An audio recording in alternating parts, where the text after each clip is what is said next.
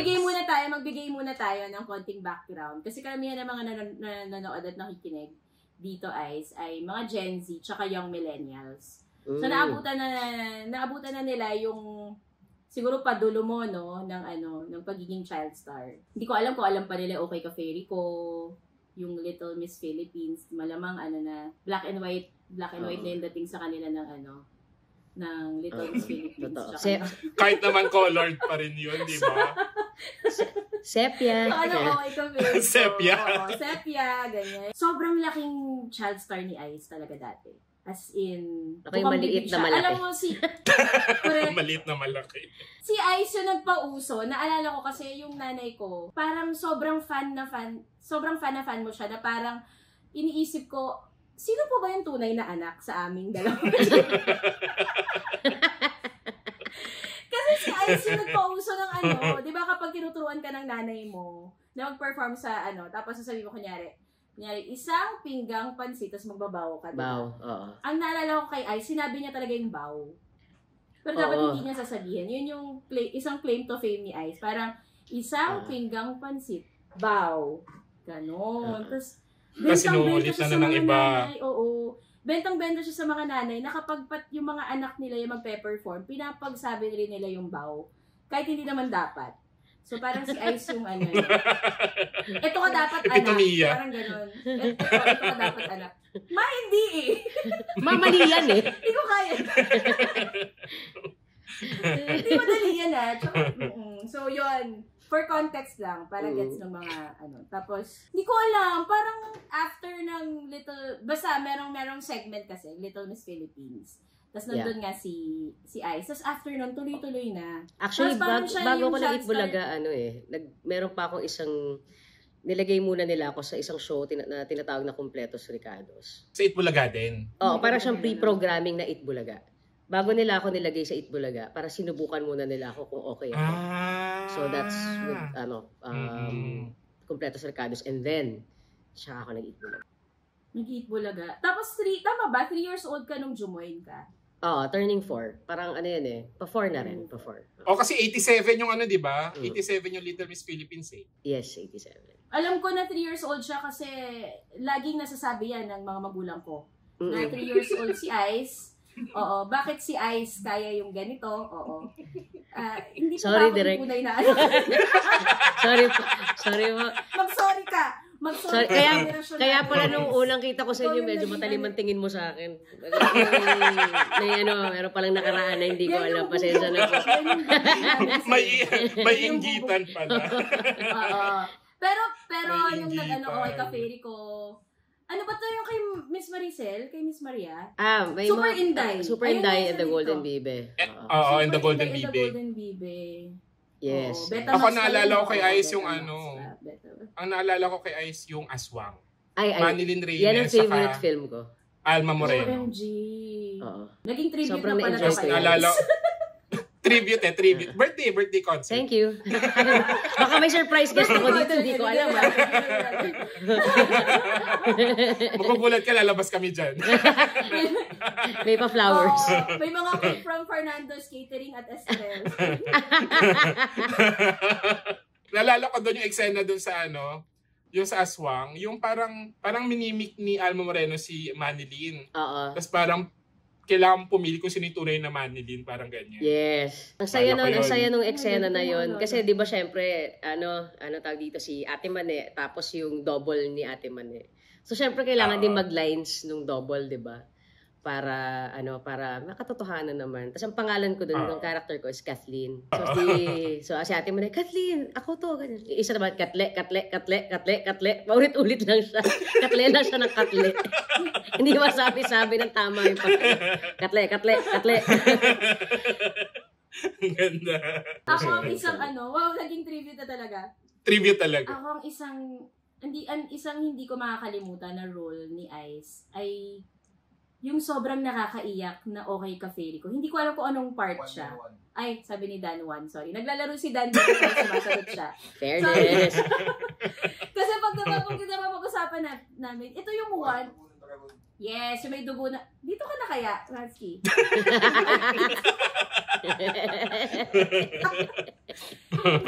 Yun sobrang nakakaiyak na Oy Ka Fairy ko. The movie. So guys, again, for the Gen Zs and the young millennials, yung Okay Ka Fairy ko, isa siyang weekly na fantasy show starring Vic Soto and Ai Seguera. At iba pa. Nandun si Ina Magenta, ganyan. Si Alice Dixon. Si Alice Dixon ang unang Faye. Alice naging Tweety De Leon. Naging Tweety De Leon. Yung unang Faye, ganyan. So, sa sobrang hit niya, naging pelikula siya tuwing Pasko. So, naalala ko yung pinaka nakakaiyak, yung may dugo ng dragon, kailangang kunin ni Enteng Cabisote yung dugo ng dragon para ma-save si Ice. Si, ano yung mga doon? Aiza. Aiza Cabisote. Aiza Cabisote. Aiza Cabisote. Tapos, parang, tama ba, nahulog. Natapon yung dugo ng dragon. Oo, natapon. Tapos, hindi na. Natapon siya. Tapos, Natapon parang, siya. As a kid, na parang very, very into the story ka. Tapos, yun yung naalala ko. Actually, nakakatuwa yun. Sobrang ang ganda talaga ng Okay Ka Fairy ko na na, and as an actor din, tuwa ako nung ginagawa namin yung Okay Ka na films. Kasi syempre, that time, hindi pa talaga ma-CGI nun eh. Halos lahat talaga practical. So, para siyang adventure talaga for me. While we were shooting it, we'd go to different locations. Tapos talagang, I don't know if you watch the second one, may malaki talagang dragon na talagang, wow! Alam mo yun, so bilang bata, yung imahinasyon mo, talagang boom! Ang sarap. Isang malaking playground siya. Playground. Yeah, playground siya for me. As in, kapag naglalaro, kapag kunyari break time namin, hilig ko yan, sumakay sa crane, tapos ginagawa ko kunyari, nasa nasa Millennium Falcon ako, tapos yung camera, yun yung barrel, ganun. Kalaro ko. Ang luma ng Millennium Falcon, oh my God. Diba? Nandun tayo eh. Yung crane, para sa mga hindi taga-pelikula, yung crane, ito yung parang, doon mo nilalagay yung camera para makapag-top shot ka. So, yung crane up and down. So, para yung camera, hindi lang ilang feet, pero sobrang like 15 feet, 20 feet, 30 feet. Doon mo ilalagay yung camera. Tapos yung mga lumang crane, kasi ngayon, di ba, yung mga crane, camera na lang, tapos parang yung tao nasa baba na lang. Nasa baba na. Tao nasa baba. Pero dati, kasabay nung tao, yung camera. Pero, lalagyan ng weights. Di ba, sasakay ka talaga doon, yung cameraman. Yes. Dati tawag pa sa DOP cameraman. Cameraman yung camera. Tapos, parang tumaas yung camera, lalagyan ng weights yung kabilang side ng mga tao. Tao yung pampabigat. Nakakamiss. Actually, siguro parang kaya hindi rin ako na-trauma or anything. Kasi parang na-enjoy ko talaga when I was still a kid. Na parang my mom and siguro the people I work with made sure din na hindi mawawala yung paglaro ko. So, kahit nasa set, nandun yung dala ng mama ko yung buong mga laruan ko. Nandun talaga, kalaro ko yung mga staff, ganyan. So, ang saya. Oh my God, si Tita Karing. Yes. Wow, tita talaga. Yes, cousin. Tita Karing. Oo nga. Makatita, kasama ka sa reunion, te. Makatita talaga, no? Tapos si Charito Solis, ang kasama din sa Okay Ka Fairy ko. Ina Magenta, yes. Ina Magenta, oh my God. Kaya alam mo, nung una kong syempre napanood si Ma'am Charito Solis, na sa mga nakikinig ngayon, dapat kilala niyo si Charito Solis. Isa siya sa mga legends. So, nung nakilala ko si Charito Solis, ang akala ko parang siyang Ina Magenta. Akala ko parang, hindi siya yung parang the legendary Charito Solis. Kasi ang kilala ko sa kanya, si Ina Magenta na gumagano na parang may fantasy. So, gano'n ba siya? Gano'n? Siya talaga yung nagpauso ng nail art. Grabe siya. Alam mo, sobrang amazing. Sobrang blessed ako that I was able to work with her. I mean, grabe. Consummate professional. Kunyari, kasi we normally shoot after Eat Bulaga eh. So, natapos ang Eat Bulaga at the time 1:30. So, diretso na kami sa studio noon. And then, kunyari ang call time niya 3, andun na yan ng mga 1:30. Tapos talagang fully made up Wala kang iisipin, ayos ang buhok, mula buhok hanggang paa hanggang kuko. Ready siya. Ready. Alam niya lahat ng linya niya. Parang hindi ko matanda ang nagkamali siya ever. Alam mo yun, tapos ang nakakatuwa pa sa kanya, she's very strict As in talagang, as with any legend na talagang she knows kung anong kailangan gawin 'Di ba? So parang talagang ako talaga nasusupil ako niyan. But pero at the same time maalaga, ang sarap ng mga dala niyang pagkain. Grabe, at ang lakas uminom ng beer. ng beer. Mismo. Grabe. Pero nung time na yon, did you realize na you were working with the Charito Solis? No. As a kid? No. Parang any other lang. Actually, even si Tito Vic, parang kasi hindi ako lumaking nanonood ng TV Kasi at 3, parang mas nasa starstruck pa ako nun kay Pong Pagong. Alam mo? Big Soto, sa Batibo. Charito Solis, o tsaka si Kiko Machi. Pero pag si Pong Pagong, mind blown ako. Alam mo Kasi parang nakalakhan ko sila and they became family So parang hindi ako nasa starstruck. Anong age ka nag-start ng Okay Cafe Rico? Siguro 4 years old. Right after nung Little Miss Philippines. Magets talaga. Bata talaga yung playground. Halos magkasunod Parang nauna lang ang pelikula ng konti. With Wake Up Little Susie. Dahil nagsabi dito, pag 1:30 daw, Valiente na. Yes. Valiente na? Actually, bago yan, Agila muna. Agila, yes. Oh my God. Valiente. Oh my God. Yan yung program dati. Totoo yan. Tapos, so yun yung mga era ng ICE. So the Little Miss Philippines, tapos the Okay Cafe Rico. Tapos yung next na alam kong ICE na era, yung nagbalik ka na sa pagdating ng panahon. At yung acoustic na rebranding. Hindi pa uso yung rebranding na may rebranding na si ICE. Tsaka oh my God, yung first ko na CD na binili nung high school ako, pagdating ng panahon. Ito yung di ba? Yung ito yung cover yung nakaupo ka sa parang mattress. Yes, sa kwarto ko yun. Sa kwarto ko. Yun yung first ko na CD.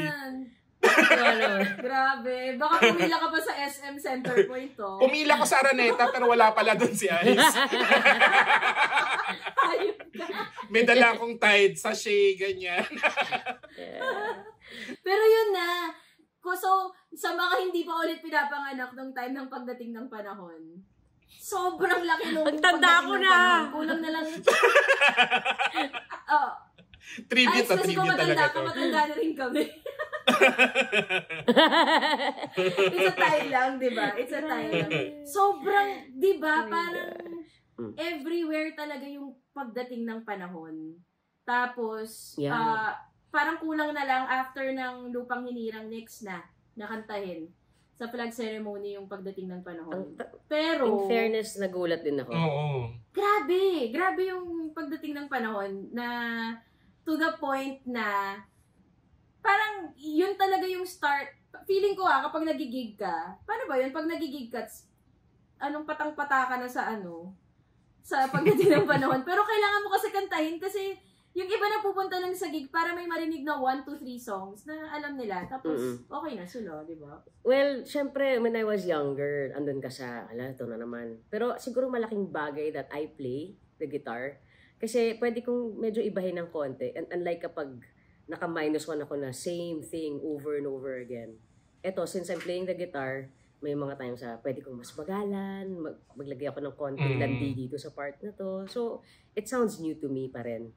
And syempre, now that I'm older, parang gaya nga na sinabi ni Celine Dion, 'di ba? Na parang sa dinami-dami ng mga, 'di ba? Lodi ko 'yun sa dinami-dami ng mga parang mga nanonood, may isang tao doon na hindi pa narinig ng live yung let's say My Heart Will Go On.